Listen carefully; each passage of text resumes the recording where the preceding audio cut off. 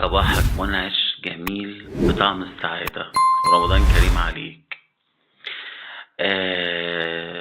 النهاردة بإذن الله حلقة تنمية بشرية قوية جدًا، هاحكيها كده قصة حصلت معايا.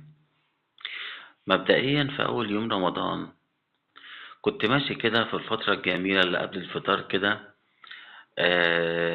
باستمتع بقى بفوانيس رمضان وفي المناظر الجميلة دي، فإذ فجأةً لقيت واحد بيتشاكل وفي منتهى الغضب وفي منتهى الانزعاج، وناس بيحجزوا عليه وبيتشاكل مع حد وكده.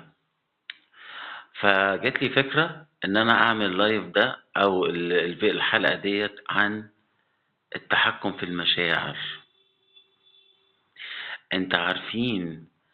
أنتم معظم الناس للأسف الشديد متقدرش تتحكم في مشاعرها. اللي بيحصل إيه؟ اللي بيحصل الناس مش مدركة علاقة الأفكار بالمشاعر، وبيتم برمجتنا على إن أنت ما تبقى تعيس، أو إن أنت حتى في رمضان عمرك سمعت قبل كده كلمة بتتقال لك إيه؟ يا عم سيبني أنا صايم، أنا روحي في مناخيري، أنا حد لو كلمني هاغضب وهابقى في منتهى التعاسة أو كده. الحقيقة إن الأفكار دي لمّا بتدخل لعقلك الباطن، فأنت فعلًا ممكن إن أنت لمّا تبقى صايم بس تبقى إيه، أنت متعصب أو متضايق أو كده. أنا عايز أقول لك على سر مهم جدًا، وده بما إن أنا يعني كحد دارس علم نفس، قبل ما أكون مدرس أنا أخصائي نفسي واخد كورسات تنمية بشرية. السر ده هو الأفكار ليها علاقة بالمشاعر. يعني أنت بدل ما تفكر إن أنا صايم، يبقى أنا لو حد كلمني كلمة هاغضب أو هابقى تعيس أو كده، دي فكرة سلبية أهي.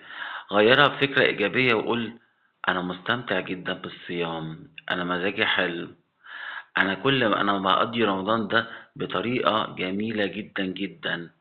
أنا باحس بالمشاعر الجميلة وأنا صايم. لمّا أنت تفكّر بالطريقة دي وتكرر الفكرة دي بتدخل لعقلك الباطن، وأنا إن شاء الله بإذن الله بعد كده إن شاء الله في حلقات جاية هاقول لك عقلك الباطن ده إيه وقوته إيه، وإزاي أنت تتواصل مع عقلك الباطن، لإن أصلًا المسؤول عن كل مشاعرك في الحياة جميل هو عقلك الباطن. فأنت كل ما أنت بتدخّل information، معلومات، أو بتدخّل جُمل إيجابية في طريقة تفكيرك أو عقلك الباطن، كل ما أنت بتبقى سعيد ورايق وحاسس بمشاعر جميلة كده. فدايمًا أنت في يومك عامةً دايمًا كرر أفكار إيجابية. أنا سعيد، أنا رايق، أنا النهارده هاقضّي يومي بأجمل طريقة ممكنة، تمام؟ لأن المشاعر السلبية بتيجي من الأفكار السلبية. لو قلنا في عندنا مثلث كده، في هنا المشاعر والأفكار، وهنا المشاعر، وهنا السلوك. فأنت كل ما تفكر بطريقة إيجابية مشاعرك هتبقى إيجابية، سلوكك إيجابي. كل ما تفكر بطريقة سلبية مشاعرك هتبقى سلبية وسلوكك هيبقى سلبي. فاختار دايما الأفكار اللي تخليك في حالة سعادة، في حالة روقان، في حالة إحساس بالجمال.